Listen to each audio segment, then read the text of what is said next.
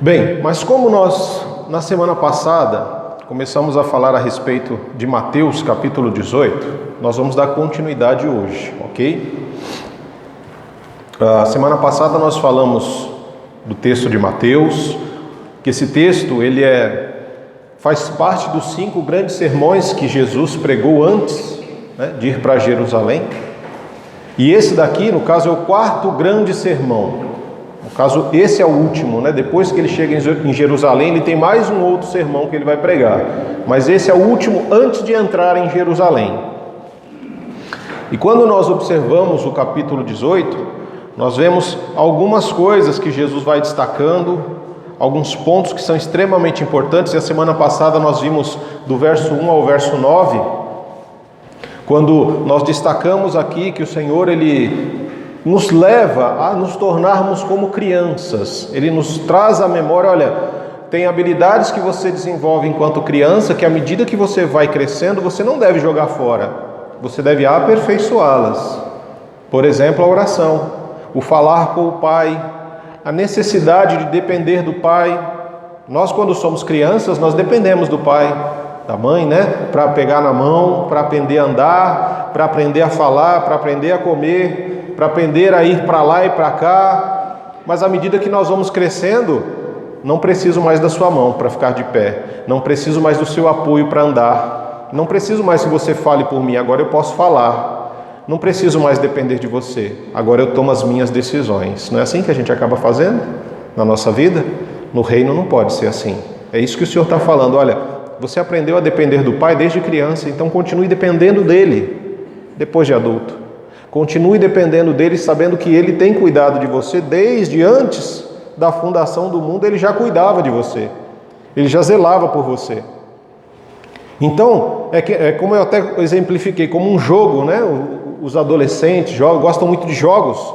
A nossa vida também, ela funciona mais ou menos assim. No começo você inicia o jogo com algumas habilidades, e à medida que você vai passando de fases, você não larga as habilidades fora, você desenvolve elas, você aperfeiçoa essas habilidades. E assim também conosco. Se nós orávamos enquanto crianças, falávamos e dependíamos do Pai enquanto crianças, à medida que crescemos, devemos aperfeiçoar isso, melhorar isso. E aí nós dissemos o quê? Que nem todas as pessoas seguem ao Senhor, nem todas as pessoas querem ir nessa caminhada, nessa peregrinação ao reino. Mas aqueles que decidem por essa peregrinação, por seguir ao Senhor, elas enfrentam dificuldades e problemas. E quais são as dificuldades e problemas que essas pessoas enfrentam? Nós colocamos a questão da transformação, a mentalidade, a necessidade de desenvolvermos a mente de Cristo em nós. Parar de pensar como o mundo e começar a pensar como Cristo.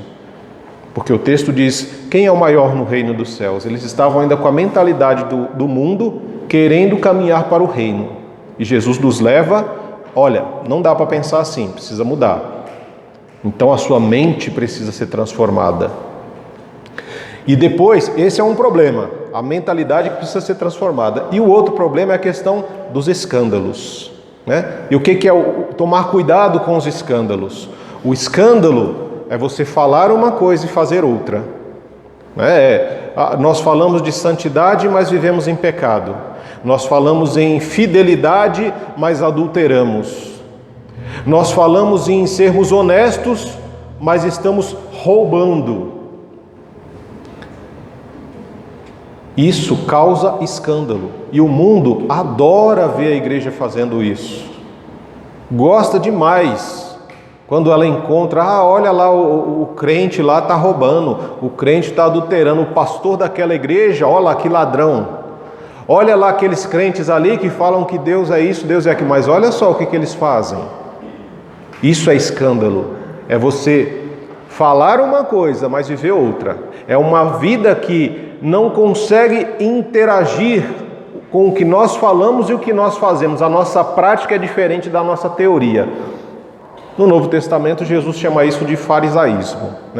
Os fariseus eram assim: façam apenas o que eu falo, mas não façam o que eu faço. Isso causa escândalo. E aí o Senhor deu o exemplo: se os seus olhos pecam, se as suas mãos pecam, se os seus pés pecam, arranque-os, porque é melhor você entrar sem um membro nos céus, né, no reino dos céus, do que ser lançado todo no inferno. Jesus não está falando literalmente para você arrancar esses membros, mas ele está dizendo o quê? Para que você preste atenção. O que é que está por trás desse pecado que você está cometendo com os olhos, com as mãos e com o seu caminhar? O problema da mentalidade. E o escândalo, Jesus ele continua, ele não para a questão do escândalo aí. E hoje nós vamos dar continuidade do verso 10 ao verso 20. Então eu te convido a ler Mateus 18, a partir do verso 10. Cuidado para não desprezarem um só destes pequeninos, pois eu lhes digo que os anjos deles nos céus estão sempre vendo a face do meu Pai Celeste. O Filho do Homem veio para salvar o que se havia perdido. O que acham vocês?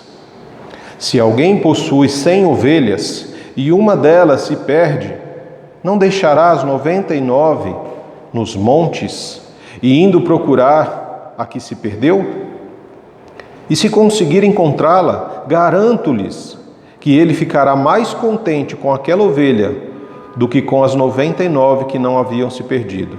Da mesma forma, o Pai de vocês, que está nos céus, não quer que nenhum destes pequeninos se perca. Se o seu irmão pecar contra você, vá e a sós com ele mostre-lhe o erro. Se ele o ouvir, você ganhou seu irmão. Mas se ele não o ouvir, leve consigo mais um ou dois outros, de modo que qualquer acusação seja confirmada pelo depoimento de 2 ou 3 testemunhas. Se ele se recusar a ouvi-los, conte à igreja. E se ele se recusar a ouvir também a igreja, trate-o como um pagão e publicano. Digo-lhes a verdade, tudo o que vocês ligarem na terra terá sido ligado no céu, e tudo o que vocês desligarem na terra terá sido desligado no céu. Também lhes digo que se 2 de vocês concordarem na terra em qualquer assunto sobre o qual pedirem, isso lhes será feito por meu Pai que está nos céus. Pois onde se reunirem 2 ou 3 em meu nome, ali eu estou no meio deles. Amém. O que é que Jesus está fazendo aqui? Ele está dando continuidade ao que ele já começou a falar do escândalo, né? Porque ele entra agora numa questão de qual é a responsabilidade e o privilégio da igreja. Se a semana passada nós falamos sobre a mente de Cristo, hoje nós vamos tentar entender a partir deste texto qual é a responsabilidade e o privilégio que a igreja tem. Parece um pouco estranho, né, esse tema dentro deste texto, mas não é, vocês vão entender o porquê. Se Jesus diz para nós, olha, para participar do reino você precisa se tornar como uma criança. Qual o privilégio de participar do reino? Vocês já pararam para pensar nisso? Uma qualidade de vida totalmente diferente da que nós temos. Uma qualidade de vida onde você pode descansar e depender de Deus, entregar tudo no altar do Senhor. Você pode se assentar à mesa da comunhão com seus irmãos, participar de momentos extraordinários sem preço.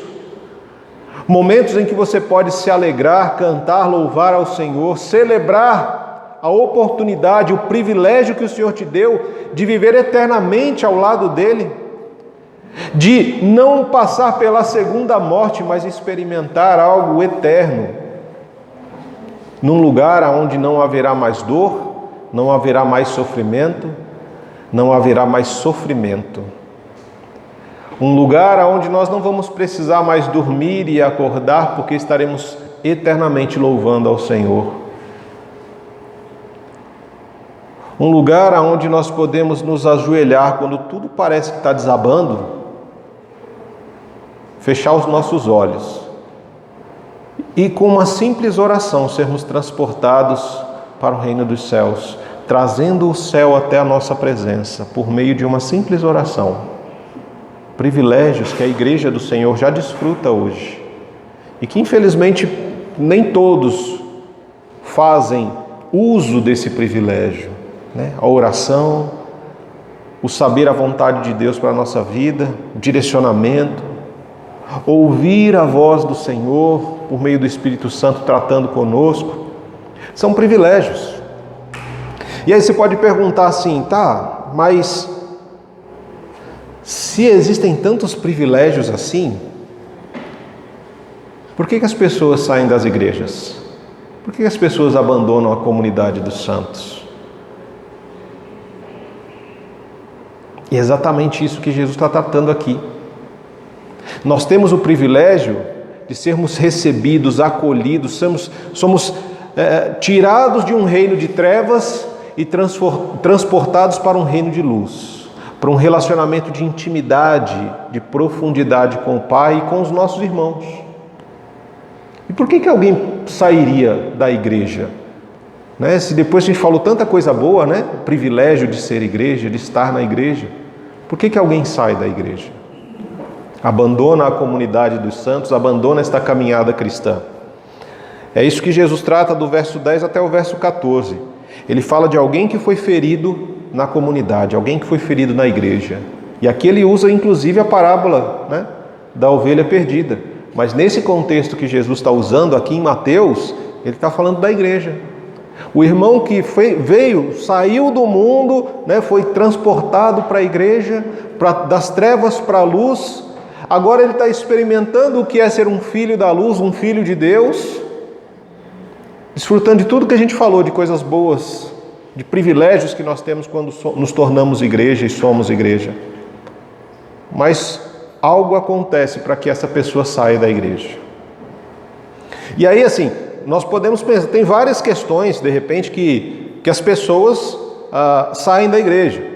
Por exemplo, em João, 1 João, no capítulo 2, do verso 18 e 19, ele vai falar que aqueles que saíram do nosso meio, eles nunca foram um dos nossos. Ou seja, são pessoas que vêm para a igreja, mas não são igreja. Eles saem do mundo, mas o mundo não sai dela. Está aqui, mas o coração e a mente estão lá fora. A palavra está sendo ministrada, mas ele está pensando no jogo que vai ter depois. Está pensando no passeio, na viagem, em qualquer outra coisa, mas não está aqui. Ele saiu das trevas, veio para a luz, mas dentro dele ainda existem trevas. E à medida que o tempo vai passando, as trevas não resistem à luz. O que ela faz? Ou ela se rende à luz, ou ela volta para as trevas. Então, 1 João 2, 18 e 19, ele vai dizer que aqueles que saíram do nosso meio, eles nunca foram dos nossos. Então esse é um motivo das pessoas saírem da igreja, porque elas nunca estiveram e nunca foram realmente. Em Hebreus 6, verso 4 e 5, ele vai falar daqueles que vieram para a igreja, queriam experimentar os milagres de Deus, as maravilhas do reino, ver coisas extraordinárias, experimentaram tudo isso, mas não receberam a fé salvadora. Não quiseram realmente uma intimidade e salvação com o Pai. Simplesmente queriam as bênçãos de Deus, mas não queriam o Deus das bênçãos. Então esfriaram no seu amor por Deus e saíram da igreja. Então são dois tipos de pessoas que de repente saem da igreja. Mas o que Jesus está falando aqui é de alguém que foi ferido. Alguém que a própria igreja machucou. E aqui ele traz um exemplo de uma igreja com 100 pessoas, Vamos dizer aí, vamos transportar as ovelhas para gente, para pessoas. O pasto para uma igreja com 100 pessoas, onde o pastor estava ali cuidando de todas, e nós não somos perfeitos, gente. Onde existem duas ou mais pessoas, sempre vai haver conflito, sempre vai haver divergência, porque nós pensamos diferente, nós temos ideias diferentes, nós sentimos diferente. Mas aquilo que nos une tem que ser muito maior do que aquilo que nos separa. Se nós estamos em uma igreja por causa de Cristo, em Cristo e por Cristo, as nossas diferenças não podem nos separar, porque Ele precisa trabalhar no nosso coração para a gente se render ao outro. Ou se render principalmente a Ele, Porque numa discussão, num problema, algumas vezes, os dois estão errados. E a gente está sempre querendo estar certo.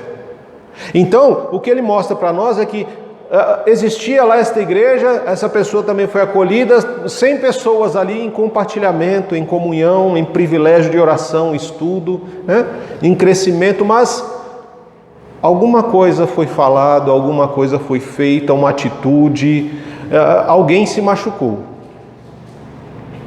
E essa pessoa ainda não tinha maturidade suficiente para relevar e continuar a caminhada. Porque nós muitas vezes somos assim.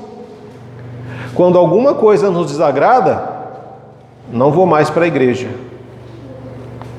Eu não sei de onde a gente tira essa mentalidade. Só pode ser do mundo.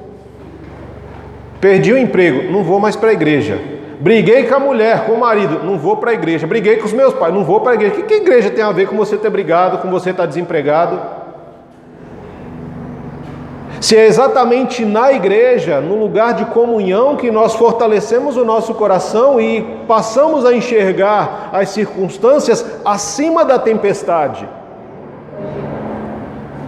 Então, quando nós temos essa mentalidade, algo aconteceu, então não vou para a igreja. Aquele irmão, o pastor não me deu bom dia, hoje eu não vou mais para a igreja.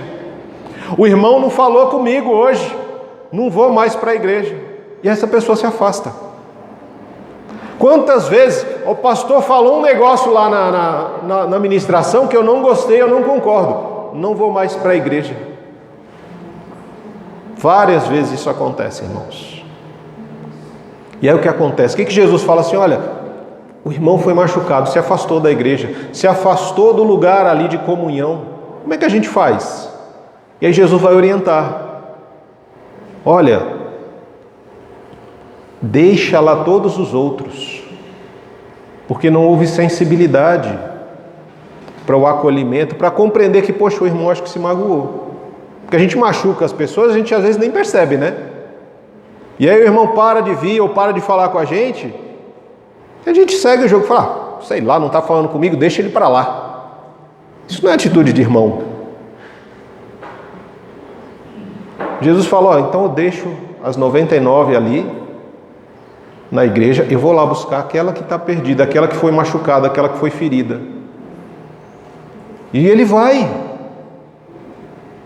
E aí essa palavra para nós, ela é complicada, porque esse irmão ele ficou escandalizado. Jesus não estava falando do escândalo, do problema, só você fala uma coisa, mas você faz outra. Se os teus olhos te fazem pecar, se as tuas mãos, se os teus pés, presta atenção. Você não foi sensível o suficiente, machucou o seu irmão, ele saiu, e agora? Aí o pastor sai lá, vai lá buscar aquela ovelha que está perdida. E aí esse texto se torna para nós juízo. Por quê? Porque o pastor, que é Jesus, ele se alegra muito mais com aquele que se perdeu do que com as 99 que ficaram e acharam que não estavam perdidas. E diante disso a gente tem que se perguntar, quem realmente estava perdido? Foi aquele que foi ferido? Ou foram aqueles que feriram e não perceberam que feriram?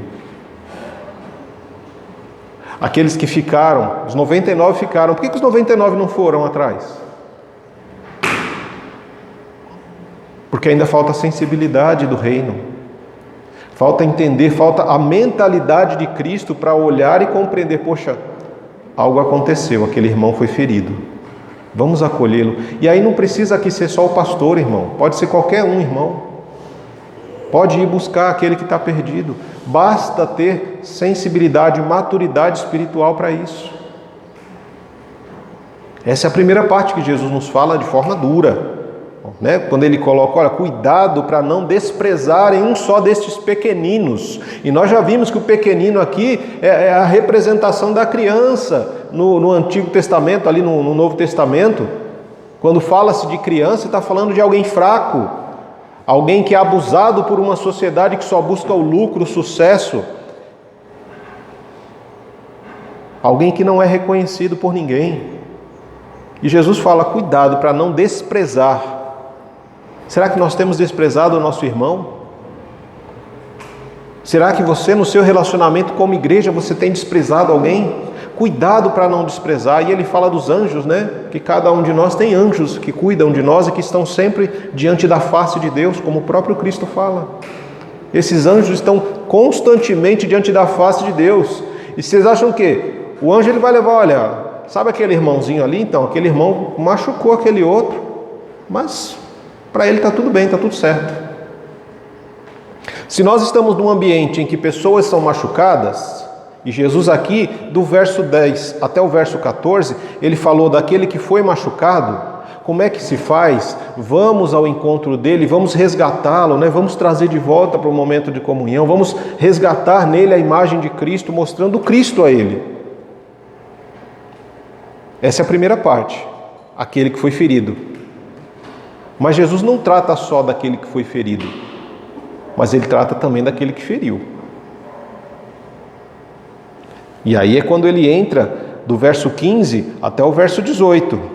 Ele vai tratar da pessoa que feriu, né? De repente, dentro da igreja, ele fala, olha, o ambiente de igreja é um ambiente onde acontecem escândalos, infelizmente. É um ambiente onde muitas vezes a gente fala uma coisa e faz outra. Mas se isso acontecer, nós precisamos nos voltar para o Senhor, pedir perdão e mudar a nossa prática de vida, para que paremos de ficar machucando e magoando, escandalizando os outros irmãos. E a gente tem muitos exemplos de escandalizar no Novo Testamento. Se teu irmão não come carne, né, de um determinado jeito, e você que é forte na fé, você vai lá e come, você está escandalizando o seu irmão. Você está machucando o seu irmão, está ferindo o seu irmão. Cristo morreu por você e por ele. Por que você vai fazer isso com o seu irmão? Se o fato de você fazer determinada coisa vai escandalizar e vai machucar o seu irmão, então não faz. Não faz, porque isso é uma atitude de amor. Quando você deixa de fazer algo que vai escandalizar ou machucar ou ferir o seu irmão. Isso é um ato de amor. É você estender Cristo a outra pessoa. Mas Jesus, ele também vai falar daquele que feriu. Como é que a gente trata a pessoa que feriu? De repente um problema, até um grupo de irmãos ali que desprezou aquele que de repente tentou fazer parte ali daquele momento, né, e tal, falando, não, melhor você não vir não, porque você é novo na fé, então é melhor você ir embora. Exemplo, né? Como é que a gente trata? Como é que a gente vai falar? Olha, o pastor foi lá, o irmão espiritual foi, conversou com ele, tal. Olha, pastor, que aconteceu isso lá na igreja, né? Eu tentei me aproximar, fui desprezado, fui ferido, fui machucado. E esse pastor quer trazer esse espiritual, esse irmão, ele está trazendo de volta aquele que se perdeu. E alegre porque recuperou, restaurou a comunhão com aquele irmão. Mas como é que ele vai tratar aqueles que feriram? Porque senão ele vai trazer o irmão de volta para ser ferido novamente, é isso? Não. Precisa tratar tanto o ferido quanto aquele que feriu. E aí o Senhor fala, olha, o interesse aqui não é expor, né, não é envergonhar ninguém, não é aumentar o escândalo que já foi feito pelo irmão, né, com o irmão. A gente não tem o objetivo de aumentar esse escândalo. Por isso vai você, um só, vai lá com o irmão, mostra para ele, olha, você me feriu. Porque nós, como eu falei, nós às vezes machucamos as pessoas com palavras, com atitudes, com gestos, falando ou não falando, fazendo ou não fazendo, e às vezes a gente não se dá conta de que machucou o irmão. Então ele fala, olha, vai lá, leva luz para o seu irmão, que de repente ele esteja cego, ele esteja ficando cego espiritualmente, ele não está conseguindo mais enxergar que ele está machucando as pessoas com essa forma de tratar, com essa forma de agir. Então leva luz para ele. Sabe aquela questão? Olha, você me machucou, irmão. Olha a sua ferida que você abriu no meu coração. Olha a ferida que você abriu em mim, emocional, espiritual, física, psicologicamente, que são várias as formas que nós temos de ferir o outro. E aí quando a gente vai ao irmão e mostra para ele, olha, leva luz, né? Porque nós somos filhos da luz, nós precisamos tratar todos os nossos relacionamentos à luz de Cristo. Levando luz, olha irmão, você me feriu, olha aqui, fiquei assim e tal. Mostra para esse irmão que a atitude dele não foi boa, que essa atitude dele está escandalizando um ou outro irmão e que machuca e fere pessoas. Vai só você, vai um só e tenta ganhar o seu irmão. Mas e se esse irmão endurecer o coração e falar, não quero saber não, eu estava certo no que eu falei, e se você se doer é problema seu, não tem nada a ver com isso. vai orar, né? Porque o irmão, quando ele está cego, só ele é o certo, só ele faz o que é o bom, o outro é que é mimimi.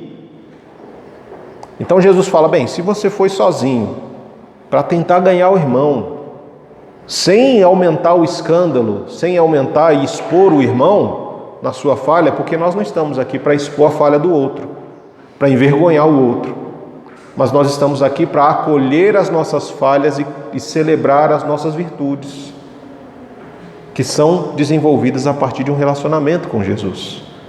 Mas tem irmão que endurece. Endureceu? Jesus fala o quê? Então você vai lá, leva mais 2 pessoas com você, porque tem gente que só com uma luz não enxerga, você tem que levar um holofote, né? Tem que aumentar a intensidade da luz para o irmão tentar enxergar o que ele está fazendo. Então você vai como luz. Se não funcionar, você leva holofote. Leva mais 2 ou 3 irmãos, porque isso é bíblico, isso está numa orientação que o Senhor deu lá em Deuteronômio 19:15. Por quê? Porque se o irmão continuar resistindo, que é o caso aqui, Jesus falou, olha, foram lá, você foi sozinho, o cara resistiu. Você levou mais 2 pessoas espirituais contigo, o irmão continuou firme ali, com o coração duro, cego, endurecido. Não, eu estou certo, você que está errado. Bem, se ele resistiu a você e resistiu aos outros 2 que foram contigo, esses 2 servem de testemunha de que você tentou. Você tentou restaurar a comunhão com aquela pessoa. E aí o que acontece? Bem, se eu fui sozinho, não deu certo, eu fui com outros e não deu certo, aí nós vamos levar para a comunhão, nós vamos levar para a igreja. O terceiro passo que Jesus está falando aqui é exatamente, então leva para a igreja.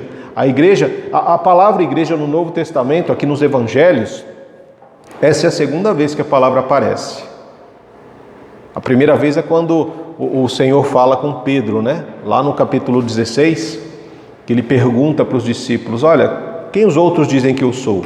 E aí eles dizem, uns dizem que você é um profeta, que você é um grande mestre, um grande rabino e tal. Mas e vocês, discípulos, quem é que vocês dizem que eu sou? E aí teve aquele momento de silêncio, porque ninguém tinha coragem de dizer o que achava de Cristo, né? Como nós muitas vezes, às vezes a gente pergunta para alguém assim, quem é Cristo para você? A pessoa trava, ela não sabe quem é Cristo. Aí fala, é tudo. Bem, se Cristo é tudo, então ele não é nada, porque tudo é muito genérico. Cristo, ele tem que ser coisas específicas. Olha, por mais que ele seja tudo na minha vida, mas eu sei descrever quem é Cristo. Ele é o meu Senhor, o meu Salvador, Ele que morreu por mim. Se eu estou vivo hoje é por causa dele. Se eu consigo hoje escolher algo bom ou fazer algo de bom, é porque o Espírito Santo dele habita em mim e me conduz a isso e por aí afora. Mas naquele momento os discípulos se calaram. E aí Pedro irrompe o silêncio dizendo, tu és o Cristo, o Filho do Deus vivo. E aí Jesus fala para ele, mas isso não veio de você, Pedro. Foi o meu Pai que te revelou isso. E tu és Pedro, e sobre esta pedra edificarei a minha igreja. E aí entra a responsabilidade da igreja, porque nós falamos do privilégio de ser igreja, né? Ser igreja, estarmos juntos, comunhão e tudo mais e tal. Muito bom ser igreja. Mas a igreja também tem responsabilidades, é tipo o Homem-Aranha, né? Com grandes poderes vem grandes responsabilidades. Se nós recebemos o privilégio de sermos igreja, nós também recebemos responsabilidades para ser igreja. E aqui, o terceiro ponto. Primeiro nós vimos o quê? Aquele que foi ferido. E como agir com aquele que foi ferido. Depois, aquele que feriu. E qual é a nossa postura com essa pessoa que feriu? Também ir, tentar trazer, tentar levar luz, um holofote, algo maior e tal, para mostrar e trazer a sensibilidade novamente a esse coração. Mas se depois de resistir a você, aos testemunhas com quem você foi, e até a própria igreja, porque aqui o Jesus leva ao extremo, tá? Aquele irmão que foi levado na assembleia. A assembleia é a igreja, é a reunião dos santos. Mesmo assim, ele resistiu, endureceu Bem, então agora entra a responsabilidade da igreja. E essa responsabilidade da igreja, o Senhor vem falar para nós no verso B, aqui do capítulo, do verso 17, a parte B. O verso 17, vamos ler inteiro. Se ele se recusar a ouvir, conte à igreja. E se ele se recusar a ouvir também a igreja, aqui entra a responsabilidade. Trate-o como um pagão e publicano. O que ele está dizendo aqui? Ele está dizendo para você excluir esse irmão da comunhão. Excluir ele da igreja, excluir ele do rol de membros, excluir ele do corpo de Cristo. Mas pastor, o Senhor ele não quer que ninguém se perca, não é isso? Se a gente olhar, por exemplo, lá o texto de Ezequiel, quando nós vemos o texto de Ezequiel, ele vai falar isso muito claramente para nós, que o Senhor ele vai de encontro àquele que se perdeu para tratá-lo, a ovelha que se perdeu, aí o pastor vai de encontro, sem pensar em muitas dificuldades. Lá em Ezequiel 18, 32 e Ezequiel 34, do verso 11 ao 16, ele vai exemplificar para nós o pastor, aquele que está na igreja, que tem cuidado das ovelhas, e a ovelha se perde, ele não mede esforços para restaurar essa pessoa. E aí agora ele traz e fala, olha, se o cara endureceu com você, com as testemunhas e a igreja, exclui, trata ele como um pagão e publicano. E aí a gente vê também isso acontecendo lá em 1 Coríntios. Quando nós olhamos 1 Coríntios, no capítulo 5, nós vemos ali um problema grave que estava acontecendo na igreja. Um filho que estava tendo relações com a sua madrasta. E o seu pai sabia, e a igreja também estava ciente disso. Paulo falou, olha, é absurdo vocês aceitarem isso dentro da igreja. Exclui esse irmão. Exclui ele, trata ele como um pagão, como um gentil, um publicano. E ele fala mais ainda, olha, nem se assente para comer com essa pessoa. Porque a mesa da comunhão é o lugar onde nós compartilhamos o alimento com aqueles que nós confiamos, com aquele com quem nós compartilhamos vida. O companheiro é aquele com quem nós compartilhamos o pão. E Paulo ele fala, o gentil, aquele que não conhece a Cristo, que nunca veio à igreja, que não sabe quem é Jesus, continua se relacionando com ele e mostrando Jesus para ele. Mas esse que se diz irmão, mas que endurece o coração e que quer fazer as coisas do jeito que ele fazia no mundo, tira ele da comunhão e nem coma com ele. Você não tem que ter relação com esse irmão. Eles falam, mas Jesus do céu. E Paulo ele pega pesado quando a gente vê algumas passagens, né? Porque lá em 1 Coríntios 5,5 ele fala, não, mas entrega ele para Satanás. Aí você fala, misericórdia, Jesus, né? E não é a primeira vez não é só uma vez que ele fala isso, não. Se você olhar 1 Timóteo capítulo 1, verso 20, ele fala de Himeneu e Alexandre. Esses eu já entreguei a Satanás para aprender a não blasfemar. Então, por 2 vezes, pelo menos, Paulo fala de entregar alguém para Satanás. E aí a gente não entende muitas vezes, como assim entregar para Satanás? Lembra que eu falei que nós temos um privilégio de ser igreja? O privilégio é você ser tirado do reino das trevas e trazido para o reino da luz. Só que, uma vez que você deixa de viver no reino das trevas e passa a viver no reino da luz, você tem que viver de acordo com as orientações dos filhos da luz, de acordo com a palavra de Deus, a vontade de Deus revelada para você na palavra. É isso que tem que direcionar a sua vida. Não dá para você sair do mundo, vir para a igreja e querer viver dentro da igreja como você vivia no mundo. Como um gentil, um pagão, um publicano. E é isso que o Senhor orienta. Se você foi tirado de lá para cá, e nós estamos nessa transformação, mas você resiste, sabe aquele negócio do crente que fala assim, mas eu sempre fiz assim. Ué, o fato de você sempre ter feito algo do mesmo jeito não quer dizer que está certo. E aqui Jesus mostra que muitas vezes você está fazendo uma coisa que você acha que é certo por muito tempo, mas está errado. E aí ou você segue a palavra do Senhor e não endurece o coração, ou você endurece, mas aí a orientação de Jesus é que você volte então para o reino das trevas. Você servia a Satanás e agora você serve ao Cristo. Mas se você não quer servir a Cristo do jeito dele, então ele fala o quê? Devolve ele para Satanás. Mas o objetivo de Jesus em excluir esse irmão não é para que esse irmão seja destruído, para que esse irmão seja arrebentado e desossado por Satanás. Não é isso. O objetivo de Jesus aqui é que esse irmão entenda o que ele está perdendo, o privilégio que ele está perdendo de ser igreja, de seguir numa vida realmente direcionada pelo Espírito Santo de Deus, de ser a habitação de Deus e não uma habitação de demônios. Então, olha, você experimentou aqui o que é ser um filho de Deus. O Senhor já te mostrou o amor, a graça, a misericórdia, e você tem aprendido, mas chegou um momento que você emperrou, travou e você não quer ceder à palavra. Então o Senhor fala, então exclui ele, deixa ele voltar a experimentar um pouquinho de novo do que é ser um filho de Satanás, viver debaixo da opressão do maligno. E aí quando esse irmão cair em si, lembra do filho pródigo? Eu quero ir para lá, eu estava aqui, mas estava muito, eu quero viver como o povo de lá. Então vai, exclui ele da família de Deus, deixa ele viver como um pagão, um publicano.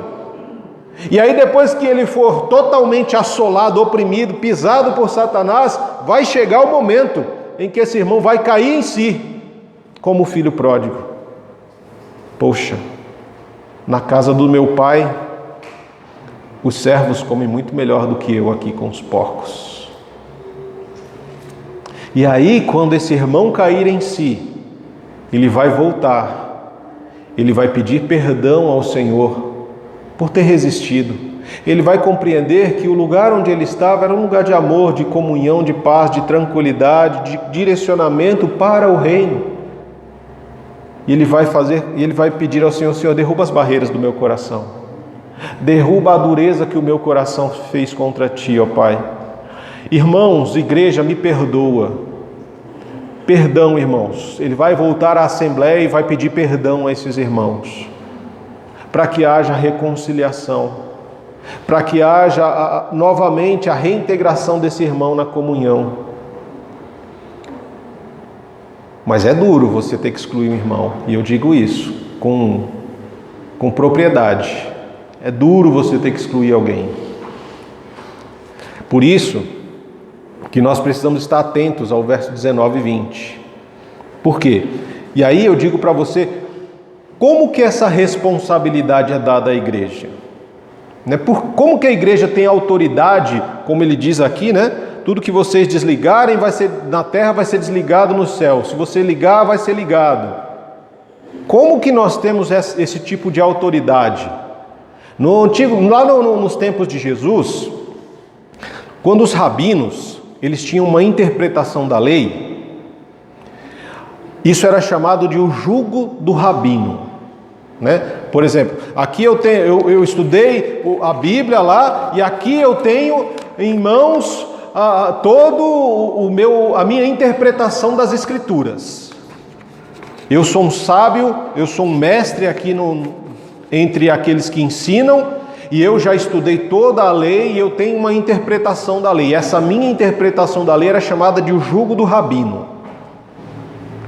Quando um rabino já tinha mais experiência, era uma autoridade reconhecida ali, tinha o seu jugo, tinha uma grande autoridade, respeito das pessoas e tinha um grupo de discípulos. Aí era dito que esse rabino, ele tinha recebido as chaves do reino. As chaves do reino, como chave, ela abre e fecha. E então esse rabino, através da sua interpretação da lei, ele dizia o que era permitido e o que era proibido. Jesus, lá em Mateus 16, quando Pedro diz, olha, tu és o Cristo, o Filho do Deus vivo, e Jesus fala, sobre esta igreja sobre esta pedra edificarei a minha igreja, e ele está falando dele, não está falando do Pedro. Pedro quer dizer pedra, mas é uma pedra vacilante, e a outra palavra que ele usa para pedra, ele fala de uma rocha, se referindo a ele, Jesus. Sobre ele estará sendo edificada a sua igreja. E aí sim, tudo que vocês ligarem na terra será ligado nos céus. O que vocês desligarem na terra será desligado no céu. O que Jesus faz ali? Ele está dando as chaves do reino, o jugo do rabino, porque Jesus era considerado como um mestre ali entre os discípulos, não é? E como um mestre, ele tinha a sua interpretação das escrituras, da lei. Quando nós vemos Mateus 5, o Senhor ensinando, olha, vocês ouviram o que foi dito, lá no Antigo Testamento, não matarás, mas eu vos digo, ou seja, a interpretação de Jesus da lei. Então ele pega isso como sendo considerado, porque Jesus era um homem de autoridade, um rabino, um mestre, que tinha uma interpretação da lei e tinha os seus discípulos. Então ele tinha as chaves do reino, ele usa isso que era aplicado nos seus tempos ali, para os outros rabinos, para dar as chaves do reino, a autoridade à igreja, não a Pedro, mas à igreja, Pedro incluído, porque a igreja católica traz como se ele tivesse dado a autoridade só para Pedro, né? E aí coloca Pedro como papa, como isso e aquilo, e não. Jesus está dando autoridade à igreja. Por quê? Não foi na assembleia que ele orientou que o irmão fosse excluído? Não é o pastor que tem autoridade para chegar e... Não, eu vou excluir você porque você não está seguindo isso, isso e isso. Não, é a assembleia que deve ter autoridade. A decisão, ela é uma decisão... As chaves do reino, ela não é algo para você fazer como autoridade, como se você representasse sozinho. Não, é a comunhão dos santos, é a igreja reunida em assembleia, que tem a responsabilidade e a autoridade dada por Deus de desligar ou ligar alguém no reino, de acordo com a palavra de Jesus aqui. Então qual é o perigo de exercer essa responsabilidade? É utilizar essa responsabilidade com leviandade, sem saber realmente o que a gente está fazendo, agir por impulso, ou por, não, mas eu não vou muito com a cara daquele irmão não, então vou fazer uma panelinha aqui, para a gente expulsar esse irmão da igreja, porque está dando mais trabalho do que outra coisa. Não é assim, não é dessa forma que nós temos que agir. Nós temos que buscar profundidade na palavra de Deus, que é a vontade revelada dele para nós, para a nossa igreja, para a nossa vida. Nós temos que buscar sensibilidade para ouvir o Espírito Santo do Senhor ministrando e falando ao nosso coração. Momentos de oração são realmente fundamentais e necessários para esse tipo de decisão que precisa ser tomado. E o texto, do verso 20, que nós usamos para muitas coisas, quando diz, pois onde se reunirem 2 ou 3 em meu nome, ali eu estou no meio deles. Nós usamos muito esse texto para falar de oração, Não, vamos orar, porque onde 2 ou 3 estiverem, o Senhor está no meio deles. Nós usamos esse texto num contexto errado. Eu não estou dizendo que Jesus não está quando nós estamos orando, Ele está. Quando nos reunimos para orar, o Senhor se faz presente. Mas quando você também está sozinho no seu quarto, o Senhor também está presente ali. O meu momento de oração particular, o Senhor está presente, mas no meu momento de oração comunitária, o Senhor também se faz presente. Esse texto, ele está usando numa questão de julgamento. Por quê? Porque ele deu autoridade e responsabilidade à igreja para tomar decisões realmente importantes. São decisões que vão afetar eternidades. A eternidade da vida de alguém. Ela precisa ser tomada à luz da palavra, à luz do Espírito Santo, à luz de oração. E o Senhor diz o quê? Aonde a igreja se reúne para tomar uma decisão de julgamento, que buscou a orientação de Deus na palavra, na oração, na comunhão, na sensibilidade do Espírito, Ele também está presente. Então, quando nos reunimos em assembleia, para tomarmos decisões, o Senhor fala que Ele está presente na assembleia. Não é uma decisão tomada simplesmente, e aquela questão que o Senhor fala para nós, à medida que você julgar, você também será julgado. A igreja que julga com leviandade, envolvida com partidarismo, com um coração duro, vamos expulsar porque está dando trabalho, não quero mais trabalho, né? Vamos expulsar porque... Calma.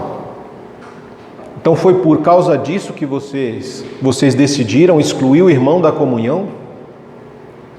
Assim como você julga, você também vai ser julgado. Então toma cuidado. É a orientação de Jesus para nós.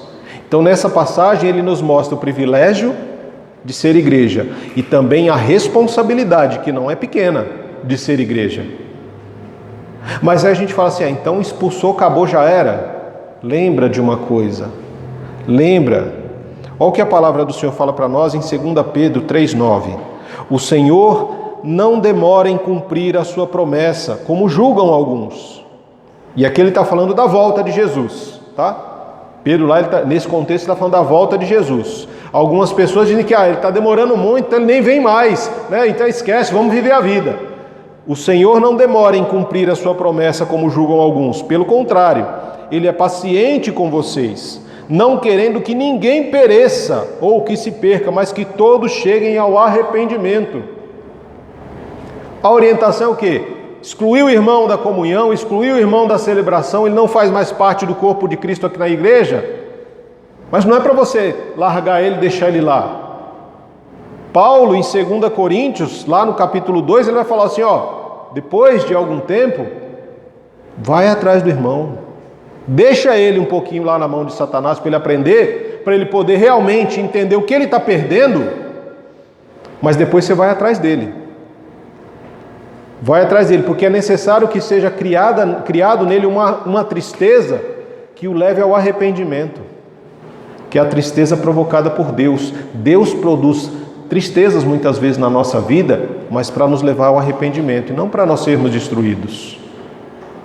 Então, o irmão que foi ferido, nós vamos atrás desse irmão ferido, vamos restaurar, vamos mostrar o amor de Deus a ele. Aquele que feriu, primeiro você vai sozinho. Se ele resiste, você vai com mais 2 ou 3. Continuou resistindo, traz o assunto para a assembleia. E se mesmo assim ele resistir à assembleia, a orientação do Senhor, depois de ser buscado em oração, em leitura da palavra, na busca do Espírito Santo, nós reunidos em assembleia vamos decidir por excluir esse irmão da comunhão. Deixe esse irmão, devolva esse irmão ao reino das trevas, por um tempo. Mas depois de um tempo, busquem esse irmão novamente. Busquem ele para restaurá-lo. Busquem ele para trazê-lo de volta à comunhão. Porque a vontade de Deus é que ninguém se perca. Por isso que o Senhor, Jesus, ele está aguardando ele está retardando um pouco a sua volta. Não é que Jesus não vai voltar, porque ele prometeu e ele cumpre. Todas as promessas dele são cumpridas. E essa é a promessa de volta dele. Para alguns está demorando. Ele falou que ia voltar já tem mais de 2000 anos. Para mim e para você. 1000 anos para Deus como como agora.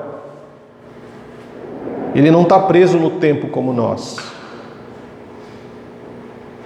Então, se ele retarda o seu retorno, a sua volta, é porque ele está tendo paciência conosco. Ele está nos esperando amadurecer espiritualmente. Ele está esperando que as disciplinas espirituais cresçam na nossa vida, para que nós possamos dar frutos, para que nós possamos apresentar, olha Senhor, os frutos que estão crescendo em nós. E isso não é mérito nosso. Isso é o Teu Espírito agindo em nós, que nos leva a produzir frutos, e frutos que permaneçam, frutos de justiça, de amor, de misericórdia e de perdão. E a semana que vem eu vou dar continuidade nessa última parte que fala a respeito do perdão. Algo tão necessário para os nossos dias. Sempre foi, mas eu acho que hoje tem sido cada vez mais necessário o perdão nos relacionamentos. Então hoje, leva para casa isso. Como é que está o seu relacionamento com o seu irmão? Será que nós estamos escandalizando o irmão com a nossa prática cristã? Digo que sou cristão, mas as minhas atitudes elas não refletem um cristianismo real. E o meu irmão se machuca, tenho ferido ou estou sendo ferido? Quem somos nós nesse meio todo chamado igreja? Uma igreja que machuca, uma igreja que restaura, uma igreja que precisa aprender a amadurecer, a crescer no conhecimento e na graça de Deus. Quem somos nós? Precisamos compreender os privilégios e as responsabilidades de sermos igreja de Cristo, para que o nome dele seja glorificado em nossas vidas e através delas. Te convido a curvar a sua cabeça nessa hora e orarmos.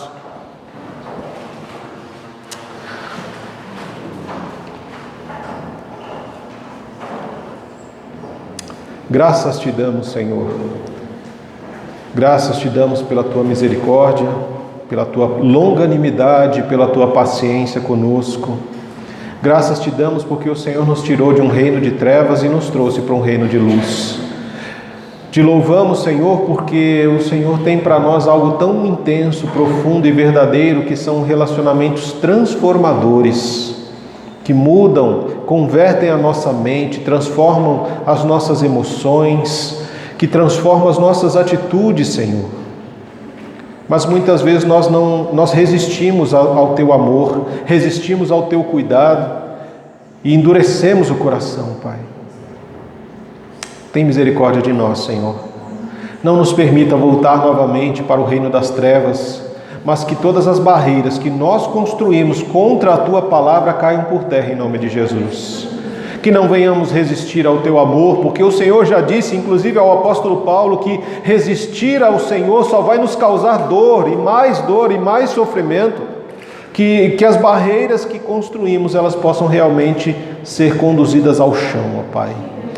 E que essas pedras sejam usadas, ó Pai, para criar pontes em corações, a fim de que o Senhor seja glorificado na igreja, com a igreja e pela igreja. Nos ajuda, Senhor, a compreender esse privilégio tão profundo e maravilhoso que nós temos de ser e de estar na igreja do Senhor.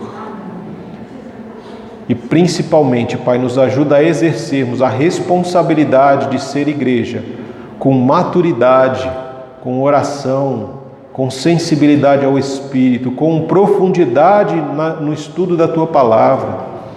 Que em nome de Jesus nós não venhamos a julgar o nosso irmão de forma leviana, que não venhamos a julgar o nosso irmão a partir do que nós achamos, mas que toda e qualquer decisão tomada em assembleia, em comunhão, na qual o Senhor se faz presente, ela venha diretamente do Teu Espírito Santo aos nossos corações.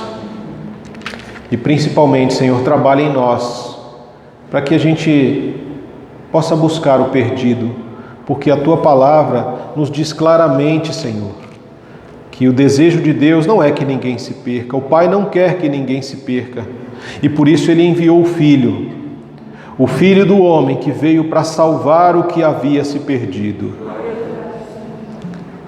Nós estávamos perdidos e o Senhor nos encontrou em meio a trevas, pecados, podridão e sujeira em que estávamos relacionando na nossa vida, e nos trouxe para um relacionamento de luz, de amor, de cuidado, de perdão, onde o que nós recebemos nós precisamos compartilhar. Nos ajuda, Senhor, a sermos instrumentos do Senhor, para irmos no reino das trevas resgatar filhos e filhas Teus que estão perdidos, ó Deus. Que nós possamos, como igreja do Senhor, ser luz em meio às trevas, trazendo, Senhor, a comunhão, resgatando pessoas que precisam de luz, que precisam de libertação, de cura, Pai. Que nós sejamos esses instrumentos, agentes do reino dos céus, embaixadores de Cristo neste mundo, para que o Teu nome seja glorificado, Pai. É no amor de Deus, na graça de Cristo Jesus, na comunhão e nas consolações do Espírito Santo, que juntos, nesta manhã, nós agradecemos ao Senhor o privilégio de celebrarmos a vida em Cristo, o privilégio de celebrarmos, sermos igreja, estarmos reunidos como igreja, em Teu nome e por Tua causa, neste momento, ó Pai. E nos ajuda a atravessar, ó Deus, a escuridão, sendo luz para aqueles que clamam por socorro, Pai, neste mundo de trevas. É assim que nós oramos em nome de Jesus. Amém. Amém e amém. Que Deus nos abençoe, nos guarde, nos proteja e que continuemos sendo luz em meio às trevas para a glória do nome de Jesus Cristo. Amém.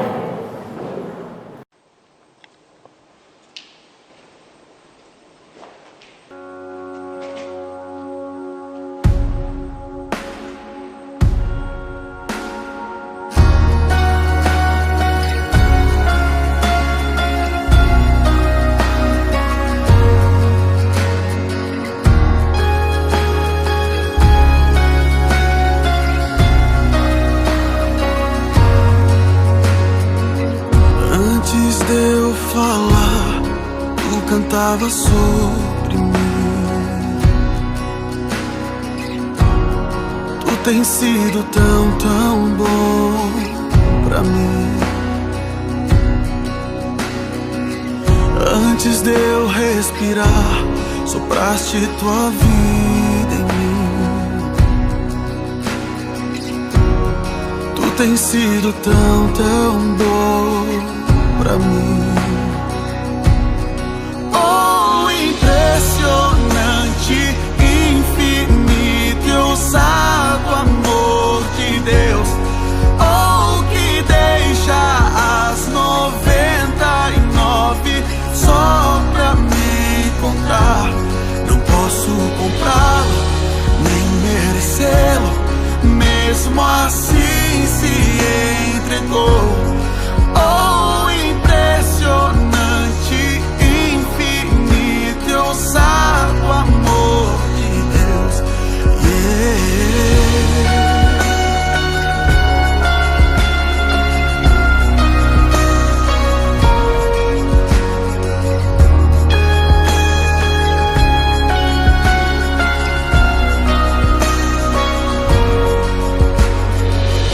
Inimigo eu fui, mas teu amor lutou por mim. Tu tens sido tão, tão bom pra mim. Não tinha valor, mas tudo pagou por mim. Tu tens sido tão, tão bom pra mim.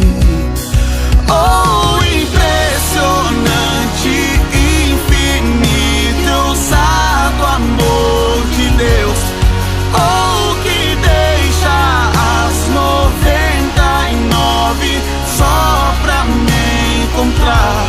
Não posso comprá-lo, nem merecê-lo, mesmo assim se entregou. Oh, impressionante, infinito, ousado amor de Deus,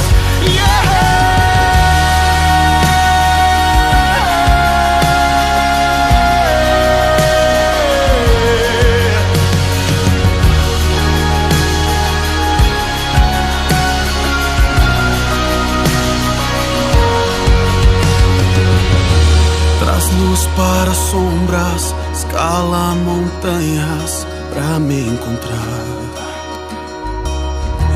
Derruba muralhas, destrói as mentiras pra me encontrar. Traz luz para sombras,